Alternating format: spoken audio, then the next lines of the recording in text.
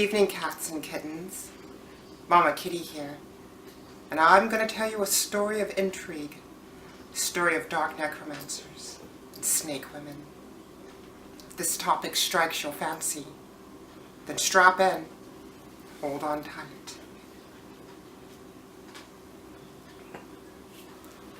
The name of this story is War of the Immortals. Something wicked this way comes. The Prelude. It's been nearly 100,000 years since the rise and the fall of the Dark Alliance. The worlds that were affected by the carnage of the Great War have managed to rebuild their societies, but at a slow and steady pace. As the Galactic Senate, they too must rebuild, for they are just now a fractured shell of their former selves. Nevertheless, the Senate still stands and manages to dictate policy throughout the galaxy. Dispute with the Senate. 10,000 years after the Great War, Lord Eot and his family of dark necromancers stormed into the Senate and demanded that they be compensated for their efforts in the war. Not wanting to seem too unreasonable or ungrateful, the Senate agreed to compensate the family of the dark arts. Eot requested that his family be given the trade routes that run through the systems of Selegna, Telasgram, and Nogard. The battle-hardened lord went on further to say, "These trade routes were once under the rule of my family, but have since fallen due to the ravages of the Great War. Now, raiders with their private armies, and those of the smuggler class roam freely through the trade routes, making it quite difficult for honest trade to pass through. These unlawful actions are allowed to continue." Eot paused. "Then it just may upset our efficient and beloved economical system." Chief Senator Maximilian Payne, from the clan of Rose, cleared his throat and in a deep, thunderous voice addressed the young lord.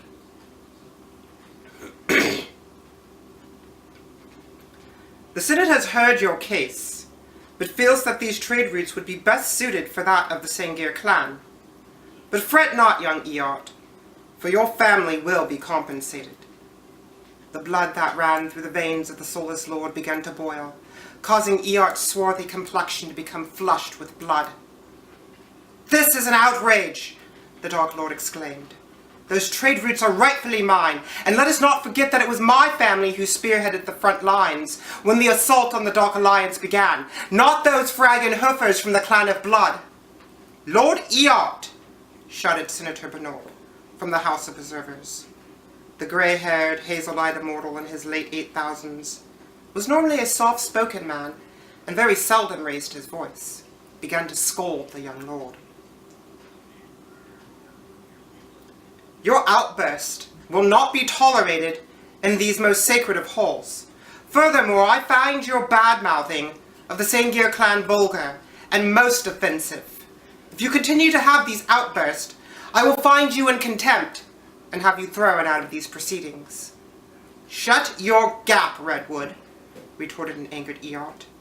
His dark brown eyes went from that to the color of an eerie bluish green.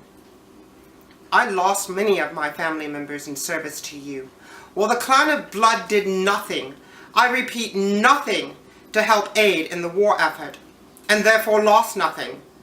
So I ask you all this question: why are they being rewarded with the trade routes that are rightfully mine?" "Well, that is a matter between the Senate and the Sangir," retorted the sculpted Adonis, Senator Payne. His fiery red hair, piercing blue eyes, and godlike appearance commanded respect when he spoke. In a sigh of disgust, the hot-blooded Eot addressed the Senate once more. "You have all made your intentions very clear to me this day, and your treacherous words will not go unforgotten. If you are not for me, then you are against me. By the grace of Rhiannon, I will take what is my due, and crush all who stand in my way." Unholy alliance. 5,000 years ago, Lord Eot and Lord Kitsat Naf of the Dark Sangir formed what would later become known as the Unholy Alliance. It would appear that the two Dark Lords, both of which were scorned, shared a common bond: vengeance. Lord Kit sought retribution from those of the clan Sengir for what he felt was an unjust exile. Why shouldn't the galaxy be bound to those of a superior race? And most importantly, why shouldn't all be bound to me? I am Kitsat Naf, acclaimed pupil of Sensei Rei and Sengir clan champion. Who better than I to rule this galaxy of inferior beings? Do we not aspire to become gods? Asked the swarthy 6'8" brooding lord. His long raven-colored hair whipped about his muscular shoulders as he stormed out of his throne room. Kit's arrogance, brash attitude, and a sadistic vision of a galactic blood bond did not go over well with those in the upper echelons of his former clan. A watchful eye was placed upon Kit, and when the young lord tried to make his vision a reality, he was quickly thwarted and exiled. Those that took up arms in the name of this once beloved clan champion were either slain or exiled along with their fallen lord. During the Great War, Kit lost over half of his armies, and by war's end, the young lord's numbers had dwindled to that of 5,000. During the years that followed, Mia Ling, the dark demigoddess of suffering, saw fit to take the exiled champion under her tutelage. The beautiful pink-skinned Mia spoke to the young Kit on many occasions and taught him many of her magics. During her visits, the soon-to-be Dark Lord of the Blood would sit for days on end, entranced by Mia's emerald green eyes and oblivion-colored hair. It seemed to have a life of its own as it would dance about whenever the demigoddess spoke to him of things to come.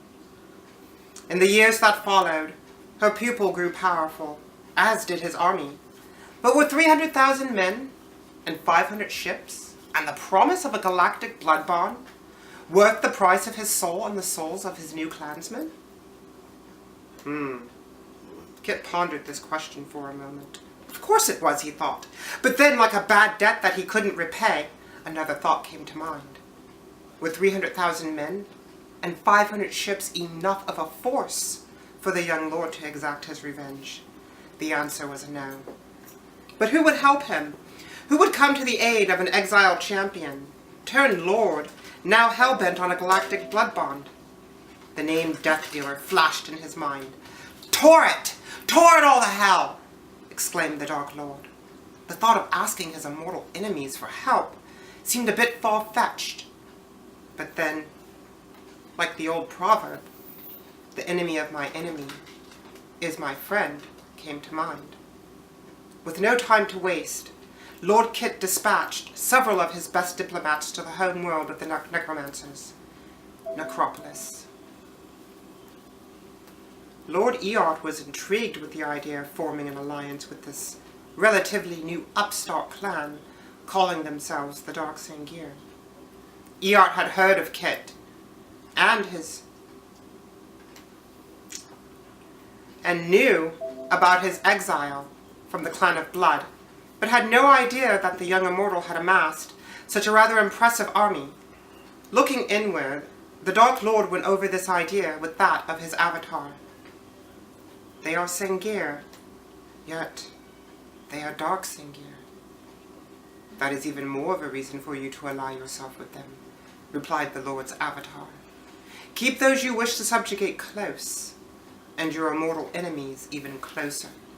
Besides, does not the prophecy say, and they will beat a path to death's door, and you will know them, these bastard children of the Baron, for they will cry out to death for vengeance, and on that day there will be an unholy alliance?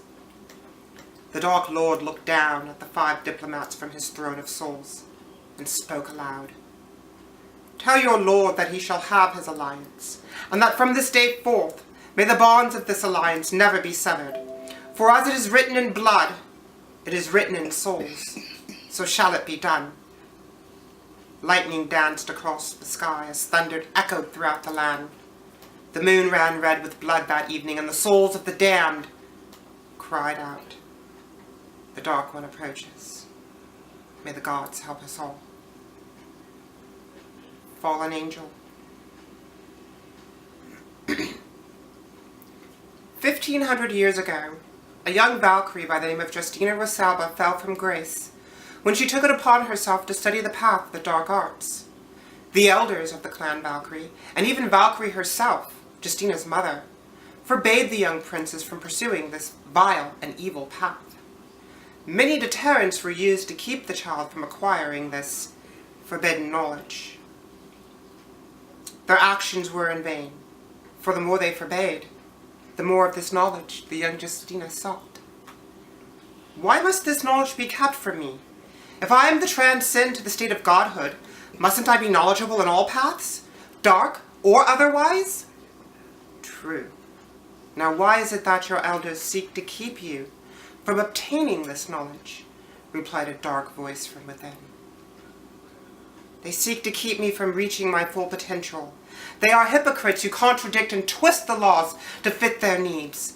Pompous and self-righteous, they cower behind their doctrine, while hoarding power and knowledge for themselves. You are very wise, Justina. You know what must be done. The young Valkyrie nodded softly, as she stood there staring out over her homeland. I will learn everything, the young strawberry blonde angel vowed. I will learn it all.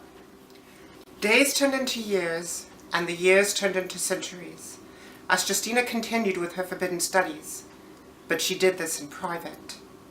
During those years, the young Valkyrie began to change. She became darker, colder, and withdrew inward with each passing year. The elders of the clan saw the changes within the young queen-to-be, and feared not only for her, but for her clansmen as well. This concern was brought to the attention of Lady Valkyrie, who, with regret in her heart and a tear in her voice, responded in kind. I too share your concerns, my most trusted of elders. My daughter has fallen, and I have failed to catch her. My lady, said one of the elders, if I may be so bold as to inquire, what action, if any, will be taken to deal with this pressing matter? I know my law dictates that, if one of us should fall, then so shall her wings be severed. As her mother, it is I who will administer this brand of punishment. Now go, my elders, and send word to my daughter that her mother wishes to speak with her. Justina entered the royal throne room, which played host to a row of ivory pillars, 6 to each side, that beat a path to her mother's throne. As the young Valkyrie strode down the red-carpeted path, she glanced up at the pillars, then scoffed at the pictographs that told the story of how her mother rid the galaxy of the Dark One. That power should be mine, she told herself, and someday it will, replied the dark voice. After a few more strides, Justina found herself at the foot of her mother's ivory-winged throne. The young Valkyrie knelt and waited for her mother to speak. Ever graceful, the blue-haired Mother Valkyrie rose to her feet and looked down at her kneeling child.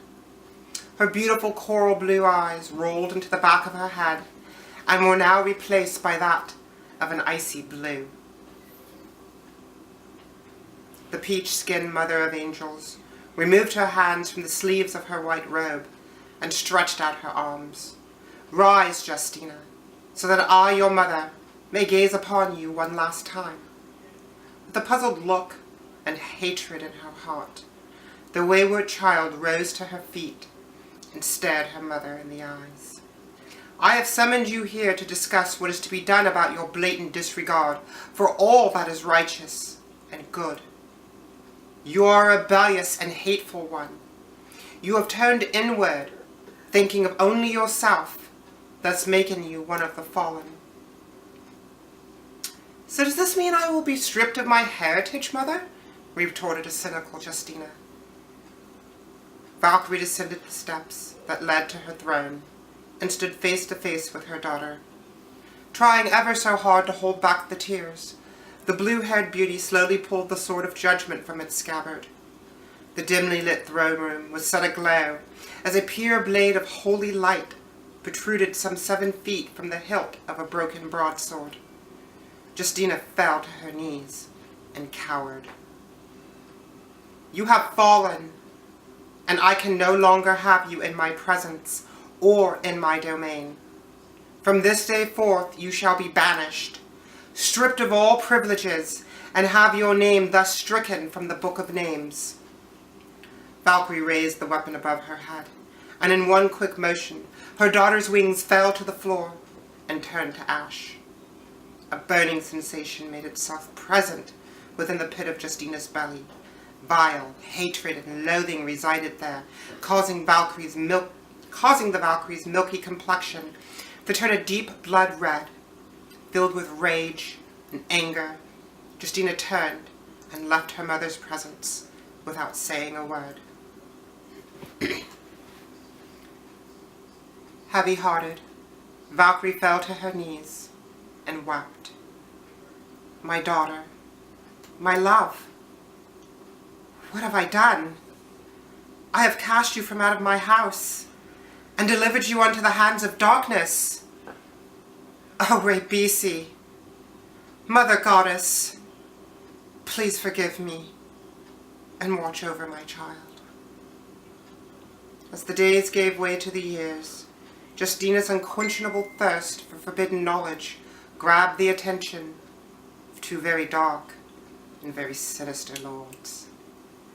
Iart and Kit both saw immense potential in this young upstart, if not for any other reason than as a useful pawn. Late one evening, while Justina studied, the 2 dark lords approached the young Valkyrie and offered to teach her the knowledge she so desperately sought. And why would you teach me, a fallen one, this most prized and coveted of paths? We offer you this knowledge, this gift, for we too know what it means to be shunned by all. We've heard their words of scorn, as we too were cast out and delivered unto the hellhounds of the dark god. Iart paused for a moment. Justina, Lord Kit said in a warm and seductive voice, learn this gift, this knowledge, and I vow you will never be shunned again. Justina stared bleakly at the 2 dark devils that stood before her, letting their words of power and knowledge dance around inside of her warped and rebellious young mind. Iart extended a cold and slowless hand out towards the fallen angel in a gesture that said, all the power and knowledge you desire is at your fingertips. All you need do is reach out and grasp it. Wearily, Justina extended her hand out towards the Dark Lord and was quickly snatched up into a cold and soulless embrace. Dark ritual. Both Iart and Kit drank deeply from the ill-begotten Valkyrie, letting her essence flow through their hate-filled veins. Justina felt high, like she did the first time she tried ecstasy-laced sanguinis, only better. She was surrounded by blue skies and white clouds. Her body was on fire and alive with pleasurable sensations. As she moaned and begged for more. This is what Cloud 9 must feel like, the young Valkyrie thought to herself. But that was all about to change. Suddenly, Justina found herself falling through a reddened sky, blotched with black clouds. Faster and deeper she fell, until she was engulfed by the void of nothingness. Over the next several years, the young Valkyrie was fed the blood of the 2 wayward lords, while mass dark rituals were performed over her lifeless body.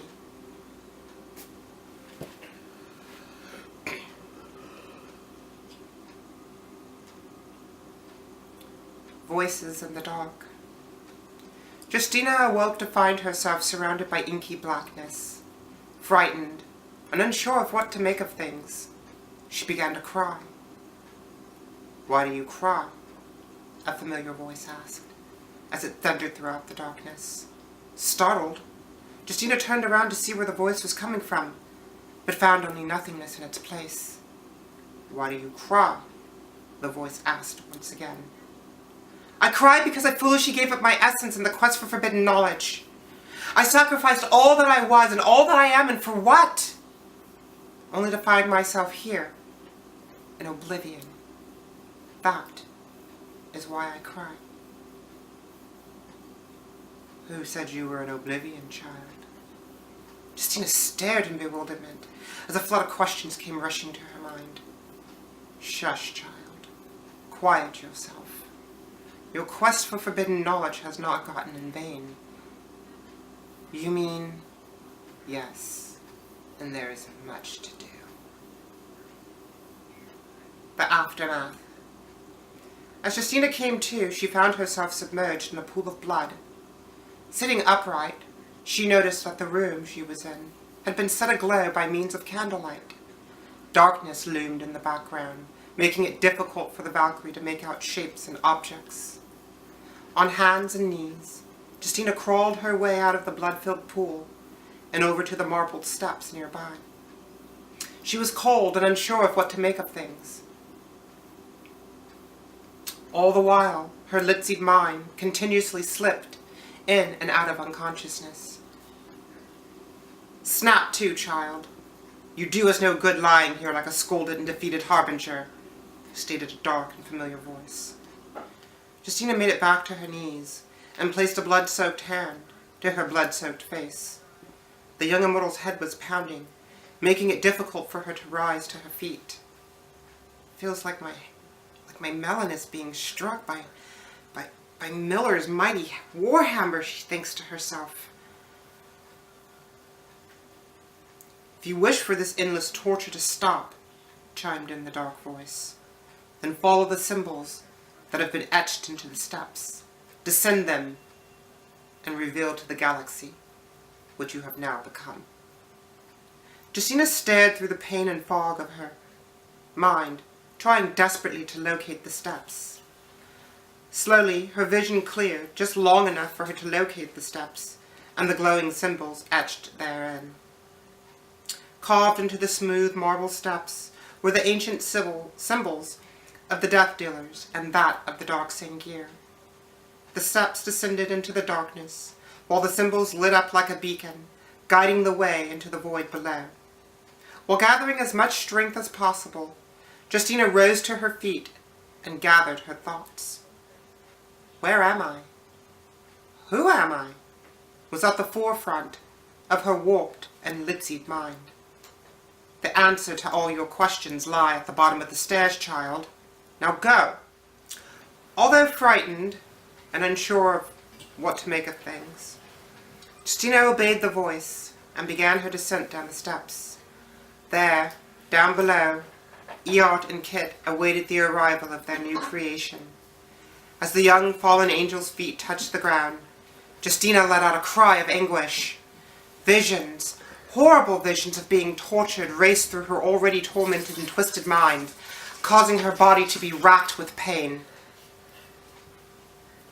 "Why?" cried the Valkyrie. As that thought flashed through her mind, she felt the overwhelming sensation of being whipped by flames. "Why?" cried out Justina once more as she fell to the floor and curled into the fetal position. The two Dark Lords looked on with eager intent, like a pack of Nabors circling their prey.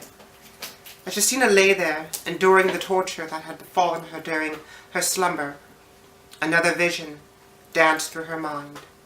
She was chanting something. But what was it? "I can't remember!" she screamed to the heavens. The young Valkyrie's blood-curdling cries of pain echoed throughout the underground chamber, causing the IST walls to buckle, while sending deathly chills through the veins of the two Dark Lords. As suddenly as the screaming ended, As suddenly as the screaming started, it abruptly ended. The air was calm, still, and quiet. Too quiet. To live is to suffer. To suffer is to live. Pain is life. Here's mine to give. Laced with blood and death to all, was one with the light, but now I fall into the darkness and out of the light. The pain I suffer gives me might. As Justina lay there, reciting the incantation, her pain began to lessen. Again, commanded the dark voice. Justina heeded the call and recited the soulless incantation yet again. To live is to suffer is to live. Pain is life, here's mine to give. Laced with blood and death to all, was one with the light, but now I fall into the darkness and out of the light. The pain I suffer gives me might. Once the cold and heartless words were repeated for the second time, Justina kept repeating them once more, and kept on repeating them until she was at one with the words. It was as if she was in a trance, lost to another place and another time.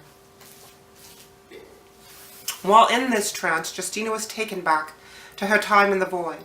There she was brutally whipped with the fires of Hades, which bit deep and savored her flesh. Visions of post-apocalyptic worlds lay strewn before her, while the inhabitants made war over depleting resources and strained vitae. Evil, in its purest form, plagued her every thought and warped her little mind. Within moments, her pain ceased, and all that was left was the sound of her voice and the words she was speaking. Justina rose to her feet and revealed to the two dark lords what she had now become. Revelations.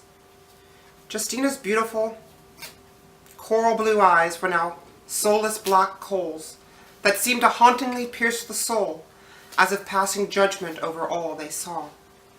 Her strawberry blonde hair was now replaced by the color of raven, and appeared to have a life of its own as it whipped about her soft and supple shoulders. A crimson oval with black taint sat above the fallen one's head, replacing the bluish white that was once her former crown. Wings of the damned now sat in place of the stumps that had remained during her judgment and exile. They were black, deep, and void of light, like the void that engulfed her and smothered her soul. She had fallen, and she had fallen hard.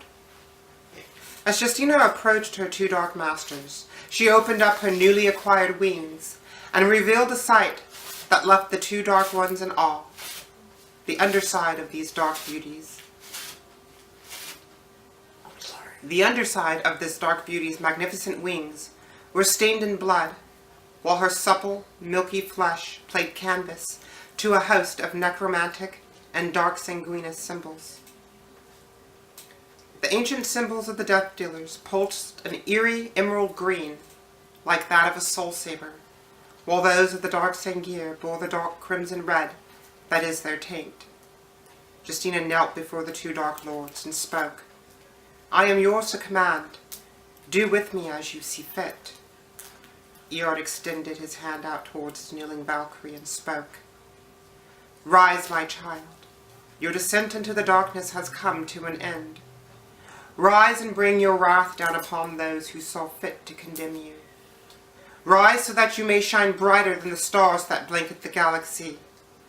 Rise, my lord, and take back what is rightfully yours. Good night, my cats and kittens. Till next we meet. Sweet dreams.